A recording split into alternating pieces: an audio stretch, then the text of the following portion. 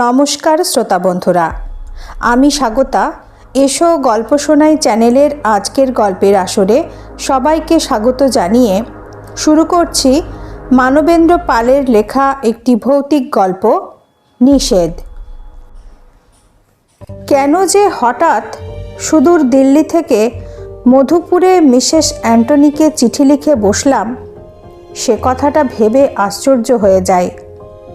লিখলাম, দিন দশেকের জন্যে নদীর ধারে মিস্টার গুহর সেই বাড়িটা ভাড়া পাওয়া যাবে কি? উত্তর সঙ্গে সঙ্গেই পেলাম। মিসেস অ্যান্টনি লিখছেন, চেঞ্জে আসবে তো? তা ওটা কেন? ভালো বাড়ি আমার হাতেই আছে। মিস্টার গুহর বাড়িটা সংস্কারের অভাবে প্রায় অব্যবহার্য হয়ে গেছে। উত্তরে লিখলাম, ঠিক চেঞ্জে যাবার জন্যে নয়, ওই বাড়িটার সঙ্গে আমাদের পরিবারের অনেক স্মৃতি জড়িয়ে আছে। হঠাৎই বাড়িটা একবার দেখতে ইচ্ছে করছে। আপনি অনুগ্রহ করে জানান কত ভাড়া লাগবে, টাকাটা পাঠিয়ে দেব। আর বাড়িটা মোটামুটি বাসোপযোগী করতে যা খরচ লাগবে তাও পাঠিয়ে দেব, তবে যত তাড়াতাড়ি সম্ভব ব্যবস্থা করবেন। আমি আবারও বলছি, হঠাৎই যাবার খেয়াল হয়েছে, দেরি হলে হয়তো মত বদলে যাবে। মিসেস অ্যান্টনিদের সঙ্গে আমাদের পরিবারের যোগ অনেক দিনের। আমরা যতবারই মধুপুরে চেঞ্জে গিয়েছি, মিসেস অ্যান্টনি বাড়ি ঠিক করে দিতেন। গুহ সাহেবের বাড়িটাই আমাদের বেশ পছন্দ হয়েছিল। নদীর ধারে বাড়িটা, লোকের কোলাহলও নেই, শান্ত পরিবেশ। বাড়িটাও বেশ বড়, অনেকগুলো ঘর, চারিদিকে ঘিরে বিরাট কম্পাউন্ড। তার অনেকটাই ঝোপ জঙ্গলে ভর্তি হয়ে থাকতো। গুহ সাহেব কলকাতায় থাকেন, এখানে বড় একটা আসেন না। বাড়িটা দেখাশোনার ভার মিসেস অ্যান্টনিকেই দিয়ে রেখেছেন। আগেই বলেছি, এ বাড়িতে আমরা সপরিবারে অনেকবার এসেছি। মাঝে কয়েক বছর আসা হয়নি। শেষ এসেছিল শুধু দিদি আর জামাইবাবু অসীমদা। মাসখানেক ছিল, তারপর কি যে হয়ে গেল, আর কেউ এমুখ হতে চায় না। মধুপুরের কথা উঠলেই বাবা গম্ভীর হয়ে যান, মা নিঃশব্দে চোখের জল ফেলে। আমিও ঠিক করেছিলাম আর কখনো এখানে আসব না। ব্যাস, মধুপুরের সঙ্গে সব সম্পর্ক শেষ। তারপর হঠাৎই কি হলো, মধুপুরে সেই বাড়িতে যাবার জন্যে মনটা ছটফট করে উঠল। টাঙ্গা থেকে যখন বাড়িটার সামনে নামলাম, তখন শীতের বেলা মিইয়ে এসেছে। মাঘের শীত বেশ চেঁকে বসেছে। মিসেস অ্যান্টনি হাসতে হাসতে ওর বাড়ি থেকে বেরিয়ে এলেন। আমাদের সকলের কুশল সংবাদ নিয়ে চাবিটা দিয়ে বলে গেলেন, জল টল সব রেডি আছে, হাত মুখ ধুয়ে নাও, চা পাঠিয়ে দিচ্ছি। গেট ঠেলে কম্পাউন্ডের মধ্যে ঢুকলাম। এই সেই বাড়ি। তাহলে আবার এখানে আসতে হলো। তখন সূর্য ডুবছে।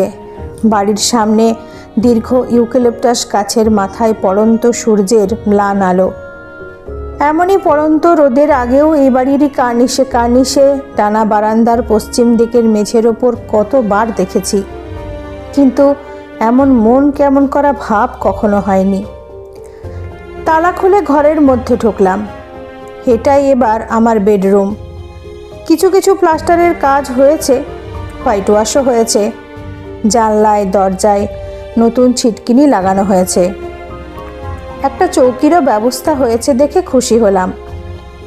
বিছানাপত্রও নিশ্চয়ই মিসেস অ্যান্টনি দিয়েছেন। ঘরের কোণে জল ভর্তি কুজোটি পর্যন্ত। একটু পরে মিসেস অ্যান্টনির বাড়ি থেকে ডিমের অমলেট, 2 স্লাইস পাউরুটি আর চা এলো। খুবই খিদে পেয়েছিল, তাড়াতাড়ি প্লেটটা টেনে নিলাম। দুবেলা খাওয়ার ব্যবস্থাও মিসেস অ্যান্টনির বাড়ি। কাজেই শুধু উদ্দেশ্যহীন বেড়ানো আর মিসেস অ্যান্টনির বাড়ি আড্ডা দেওয়া ছাড়া আমার আর অন্য কাজ ছিল না। দেখতে দেখতে 1 সপ্তাহ কেটে গেল। কোনো অসুবিধে নেই, অত বড় বাড়িতে একা থাকি, তাতেও ভয় পাই না। কিন্তু একটা কথাই বারে বারে মনে হচ্ছিল, কেন হঠাৎ এলাম। এমনকি আমার আসার খবর পর্যন্ত দেশের বাড়িতে জানায়নি। তার প্রধান কারণ কেন এলাম তা তো পরিষ্কার করে কাউকে বোঝাতে পারবো না। 7 দিন কেটে গেল, আর মাত্র 3 দিন থাকবো। কিন্তু আমার কেবলই মনে হচ্ছিল আমার এই আশাটা একেবারে নিরর্থক নয়।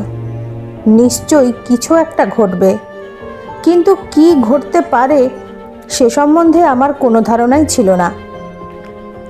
মিসেস অ্যান্টনির বয়স হয়েছে, ছেলের বউ, নাতি নাতনি নিয়ে তার বেশ বড় সংসার। ওদের বাড়ি গেলেই মিসেস অ্যান্টনি পুরনো দিনের কথা তোলেন, জিজ্ঞেস করেন মা কেমন আছেন, বাবার বয়স কত হলো, হাঁটাচলা করতে পারেন কি না। তারপরে স্মৃতি হাত দিয়ে জিজ্ঞেস করেন, তুমি বোধহয় এখানে লাস্ট এসেছিলে যখন তোমার দিদি জামাইবাবু এখানে ছিলেন। কথাটা এড়িয়ে যাবার জন্যে সংক্ষেপেই উত্তর দিই, হ্যাঁ। তোমার জামাইবাবু মানুষটাও বেশ ভালোই ছিলেন, যেমন হ্যান্ডসাম চেহারা তেমনই হইচই করতে ভালোবাসতেন। বললাম, অসীমদা সত্যি খুব চমৎকার মানুষ, আমি তো যে কদিন এখানে ছিলাম। বাধা দিয়ে মিসেস অ্যান্টনি বললেন, তবে উনি বোধহয় একটু ক্রেজি টাইপের ছিলেন। ক্রেজি? অস্বাভাবিক প্রকৃতির? না, আমি দুঃখিত, ক্রেজি বলাটা আমার ঠিক হয়নি। আসলে কিছু ছেলে মানুষই ছিল। আমি হেসে বললাম, যত বয়স্কই হোক না কেন সবার মধ্যেই অল্প বিস্তর ছেলে মানুষই থাকে। তা বলে নির্জন দুপুরে কোনো বয়স্ক মানুষ একা একা ইঁদুরের লেজে দড়ি বেঁধে ঘোরায় না, বলে মিসেস অ্যান্টনি তার সামনের পড়ে যাওয়া দাঁত দুটোর ফাঁক দিয়ে হাসলেন। বললাম, সে হয়তো দিদিকে ভয় দেখাবার জন্যে। ইঁদুর, আরশোলা, মাকড়সায় দিদির খুব ভয় ছিল। তোমার দিদির হার্টের ট্রিটমেন্ট জামাইবাবু করিয়েছিলেন? মিসেস অ্যান্টনির এই ধরনের জেরা আমার ভালো লাগছিল না, তবু একটু উঁচু গলাতেই বললাম, দিদির যে হার্টের অসুখ ছিল তা আমরাই কখনো জানতাম না। তা বটে, বলে মিসেস অ্যান্টনি একটু যেন অন্যমনস্ক হয়ে গেলেন। এই দেখো না আমার অবস্থা, একদিন মাথা ঘুরে পড়ে গেলাম, তবে না জানা গেল আমি হাই প্রেশারের রোগী হয়ে আছি। সে থাক, তোমার সেই সুন্দরী বোনটির খবর কি? কি যেন নাম? আমার পিস্তুত বোনের কথা বলছেন? মিন্টু? হ্যাঁ, ওর বিয়ে থোয়া হয়েছে? বললাম, না, চেষ্টা চলছে। পিসেমশাই পিসিমা মারা যাবার পর সেই কোন ছোটবেলায় মাই ওকে নিজের কাছে এনে রাখে, সেই থেকে ও আমাদের সংসারেই রয়েছে। দিদির চেয়ে বেশ কয়েক বছরের ছোট হলেও দিদি ওকে খুব ভালোবাসত। যখনই কোথাও যেত মিন্টুকে সঙ্গে নিয়ে যেত। 2 বোন ম্যাচ করে একই রকম শাড়ি ব্লাউজ পরত, শুতেও দুজনে একসঙ্গে। এক কথায় ওরা শুধু 2 বোনই নয়, যেন 2 বন্ধু। দিদির বিয়ে দিতে গিয়ে বাবা প্রায় সর্বশান্ত হয়ে গেছেন। এখন দুর্ভাবনা মিন্টুকে নিয়ে। 9টা দিন কেটে গেল, কাল চলে যাব। মিসেস অ্যান্টনি বললেন, পুরো 1 মাসের ভাড়া গুনলে আর কটা দিন থেকে যাও, এই সময়টাই তো চেঞ্জের পক্ষে ভালো। বললাম, না মাসিমা, ছুটি ফুরিয়ে গেল, কাল যেতেই হবে। মিসেস অ্যান্টনি বললেন, এত তাড়াতাড়ি যদি যাবে তাহলে দিল্লি থেকে এত খরচ করে মাত্র 10 দিনের জন্যে শুধু এলে কেন? কি উত্তর দেব? শুধু একটু হাসলাম। সে প্রশ্নের উত্তর আমিও তো খুঁজছি। রাত তখন 9টা, শীতের রাত, এমনিতেই পল্লীটা নিঝুম। এখন এই রাত 9টাতেই মনে হচ্ছে যেন একমাত্র আমি ছাড়া আর কেউ জেগে নেই। মনে হলো যেন আমি কোনো মৃতের রাজ্যে বাস করছি। মৃতের রাজ্য কথাটা মনে হতেই গাটা কেমন ছমছম করে উঠল। এই 9 দিনের মধ্যে কোনো দিনই আমার এমন ভয় করেনি। হঠাৎ আজই বা কেন এইরকম একটা বিশ্রী অস্বস্তি হচ্ছে বুঝতে পারলাম না। আমি একটা বই পড়ছিলাম, বইটা বন্ধ করে তাড়াতাড়ি শুয়ে পড়ব বলে উঠে দাঁড়ালাম।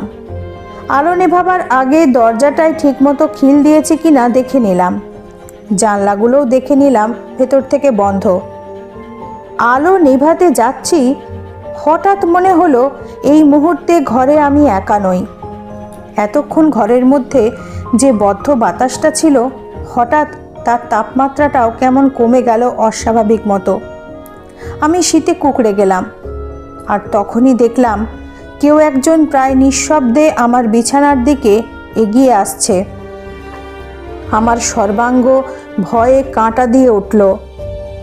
তারপরই যা দেখলাম তাতে একই সঙ্গে ভয়, বিস্ময়, আনন্দ আমাকে একেবারে অভিভূত করে দিল।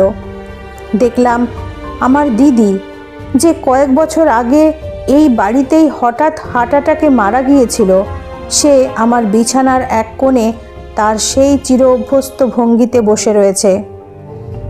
দিদির সেই সুন্দর মুখখানি এক স্বর্গীয় আভায় আরও সুন্দর লাগছিল। তাকে বাড়িতে যে প্রিয় শাড়িখানি পরে প্রায় ঘোরাফেরা করতে দেখতাম, সেই শাড়িখানায় পরা। তার এলো খোঁপা ঠিক আগের মতোই কাঁধের ওপর যেন ভেঙে পড়েছে। কয়েক মুহূর্ত আমি দিদির দিকে তাকিয়ে রইলাম। আমি ভুল দেখছি কিনা মেলাবার জন্যে খুবই সচেতনভাবে তার অঙ্গ প্রত্যঙ্গ লক্ষ্য করতে লাগলাম। না, ভুল নয়, ভুল হতে পারে না। তার যে হাতখানি কোলের ওপরে রাখা, তা কঙ্কাল নয়, জীবন্ত মানুষেরই হাত। তার চুড়ি, বিয়ের আংটি, কানের দুল সবই ঠিক ঠিক, শুধু গলায় কালো কারের সঙ্গে পাথরের যে লকেটটা সবসময় পরে থাকতো, সেই লকেটটা নেই, আছে শুধু কালো কারটা। পরিবর্তনের মধ্যে দিদি যেন একটু মোটা হয়েছে, কেননা ওর মেরুন রঙের ব্লাউজটা গায়ে টাইট হয়ে এঁটে আছে। যেমন কালো কারটা বৈষ্ণবীদের কণ্ঠির মতো গলার সঙ্গে লাগা। এবার স্পষ্ট করে দিদির দিকে তাকালাম। দিদি একটু হাসলো, কিন্তু বড় ম্লান সে হাসি। তারপরই স্পষ্ট দেখলাম দিদি ধীরে ধীরে হাতটা তুলে কারটা একবার যেন ছুঁলো। দিদি বলে আমি চেঁচিয়ে উঠলাম, কিন্তু দিদি উত্তর দিল না। আমি পাগলের মতো দিদিকে ছোবার জন্যে ছুটে গেলাম, আর তখনই আলোটা নিভে গেল। বোধহয় লোডশেডিং হলো। আমি অন্ধের মতো এগোতে গিয়ে অন্ধকারে দেওয়ালে দেওয়ালে ঠক্কর খেতে লাগলাম। কোনো রকমে বিছানায় গিয়ে টর্চটা নিয়ে জ্বাললাম, কিন্তু দিদি তখন অদৃশ্য। দিল্লি যাওয়া হয়নি। পরের দিনই সোজা চলে গেলাম দেশের বাড়িতে। এত বড় খবরটা মা, বাবা, মিন্টুকে না দিলেই নয়। দিদির অকাল অপ্রত্যাশিত মৃত্যুর পর থেকে ওদের মানসিক অবস্থা যাকে বলে অবর্ণনীয়। তাই যে উত্তেজনা নিয়ে খবরটা দিতে গিয়েছিলাম, বাড়ি ঢুকেই আর একটা খবরে উৎসাহটা যেন মিইয়ে গেল। প্রথমেই দেখা বাবার সঙ্গে। বাবা হেসে বললেন, এই যে তুমি এসে পড়েছ, আজই তোমায় সুখবরটা লিখতে যাচ্ছিলাম। যাক, তবু সুখবর। বাবা বললেন, শেষ পর্যন্ত অসীমের সঙ্গেই মিন্টুর বিয়ে ঠিক করলাম। রিনা চলে যাবার পর থেকে বছর ও তো পাগলের মতো কোথায় ঘুরে বেড়াচ্ছিল, শেষ পর্যন্ত মিন্টুকেই চাইল। বলল আমাদের সঙ্গে সম্পর্কটা বাঁচিয়ে রাখতে চায়। সুখবর বই কি, অসীমদার মতো ছেলে দেখা যায় না। দিদির নিতান্ত দুর্ভাগ্য, এমন স্বামী পেয়েও 1 বছরের বেশি ঘর করতে পারল না, চলে গেল হঠাৎই। সেই অসীমের সঙ্গে যদি মিন্টুটার, তবে তোমার মায়ের তেমন ইচ্ছে ছিল না। ওর যে কি অদ্ভুত ধারণা। তা যাক, এখন উনি রাজি হয়েছেন। একটু পরে চা জলখাবার খেয়ে সকলের সামনেই মধুপুরের ঘটনাটা হুবহু বলে গেলাম। বাবা ওর চিরাচরিত অবিশ্বাসী মন নিয়ে ঠাট্টার হাসি হেসে ইজি চেয়ারে গিয়ে শুলেন, কিন্তু মা খুঁটিয়ে খুঁটিয়ে জিজ্ঞেস করতে লাগলো, আর 2 চোখ দিয়ে অঝরে জল পড়তে লাগলো। তারপর যখন গলায় লকেট ছাড়া কার্ডটার কথা বললাম, তখন মা হঠাৎ চমকে উঠল। লকেটটা ছিল না? না। কেন? শাড়ি থেকে আংটি পর্যন্ত সব রইল, আর লকেটটাই নেই, শুধু কারটা। হ্যাঁ, আর সেটাও আবার বোধহয় মোটা হবার জন্যে গলায় আঁটো হয়ে বসেছিল। দিদি একবার হাত তুলে সেটা খোলবার চেষ্টাও করলো যেন, তখনই লোডশেডিং হয়ে গেল। হোগো শুনছো বলেই মা হঠাৎ কাঁপতে কাঁপতে উঠে দাঁড়ালো। মায়ের অবস্থা দেখে বাবা চমকে উঠলেন। আমি যা ভয় করেছিলাম তাই। তোমরা আমার কথা বিশ্বাস করনি, কিন্তু আজ এতদিন পর নিজে দেখা দিয়ে যা ঘটেছিল তা জানিয়ে গেল। আমি কিছুই বুঝতে পারলাম না। মা যেন উদ্ভ্রান্তের মতো ড্রয়ার হাতড়াচ্ছে। অনেক খুঁজে একটা ইনল্যান্ড খাম পেল, সেটা আমার দিকে ছুঁড়ে দিল। তোমার বাবাকে দেখিয়েছিলাম, হেসেছিল। এখন তুমিই পড়ে দেখো। চিঠিটা মধুপুর থেকে লেখা, বিশেষ কিছু নয়, শুধু কয়েক ছত্র। মাগো, খুব ভয় পেয়ে এই চিঠি গোপনে তোমায় লিখছি। এখানে এসে দেখছি মাঝে মাঝে ও যেন কীরকম হয়ে যায়। বিশেষ গভীর রাতে আমায় কীরকম ভয় দেখায়। আমি প্রথম ভাবতাম মজা করছে, কিন্তু কাল রাত্রিরে যা করলো আর লেখা হলো না। ও আসছে। অর্ধেক লেখা চিঠিটা পড়েই আমার মাথা ঝিমঝিম করতে লাগলো। মনে পড়ল মিসেস অ্যান্টনির কথা। নির্জন দুপুরে অত বড় মানুষটা ইঁদুরের লেজে দড়ি বেঁধে ঘোরাতো। তবে কি? মা বললে, তখনই বলেছিলাম পোস্টমর্টেম করাও, কিন্তু তোমরা কেউ শুনলে না। আমি মা বলেই তার সব কথা বুঝতে পেরেছিলাম। যাক, একটা মেয়ে গেছে, আর একটাকে কিছুতেই যেতে দেব না। সেদিনই বাবা সম্মতি জানিয়ে অসীমদাকে চিঠি লিখে রেখেছিলেন, শুধু পোস্ট করার অপেক্ষা। মায়ের ওপর রাগ করে বাবা চিঠিটা ছিঁড়ে ফেলে দিলেন। দিল্লি ফিরে এসেছি। মাস কয়েক পর কাগজে একটা খবর পড়ে চমকে উঠলাম। কলকাতায় কোন এক অসীম চৌধুরীকে পুলিশ খুনের অপরাধে গ্রেপ্তার করেছে। সে নাকি তার নববিবাহিতা স্ত্রীকে গলায় কালো কারের ফাঁস লাগিয়ে হত্যা করেছে। হত্যার কারণ জানা যায়নি। ছবিটাও দেখলাম। এ আমারই অতি প্রিয় জামাইবাবু। আজ এক সময় ভাবি, মিন্টুর সঙ্গে যাতে বিয়ে না হয় সেই কথাই কি দিদি সেদিন রাত্রিরে ইঙ্গিতে জানিয়ে গেল? সেই কথা তাড়াতাড়ি জানাবার জন্যে কি অদৃশ্য এক শক্তি সুদূর দিল্লি থেকে আমায় মধুপুরে টেনে নিয়ে গিয়েছিল? শেষ হলো মানবেন্দ্র পালের লেখা ভৌতিক গল্প নিষেধ। গল্পটি আপনাদের কেমন লাগলো সেটা অবশ্যই কমেন্ট করে জানাবেন। যদি ভালো লাগে ভিডিওটি লাইক ও শেয়ার করে দেবেন। আর বিভিন্ন স্বাদের বাংলা গল্প ও উপন্যাস শোনার জন্য চ্যানেলটি সাবস্ক্রাইব করে পাশে থাকা বেল আইকনটি প্রেস করে দেবেন। এতে নতুন গল্পের নোটিফিকেশন আপনারা সহজেই পেয়ে যাবেন। আজ এই পর্যন্তই। নতুন একটি গল্প সাথে নিয়ে তাড়াতাড়ি ফিরে আসব। সবাই ভালো থাকবেন।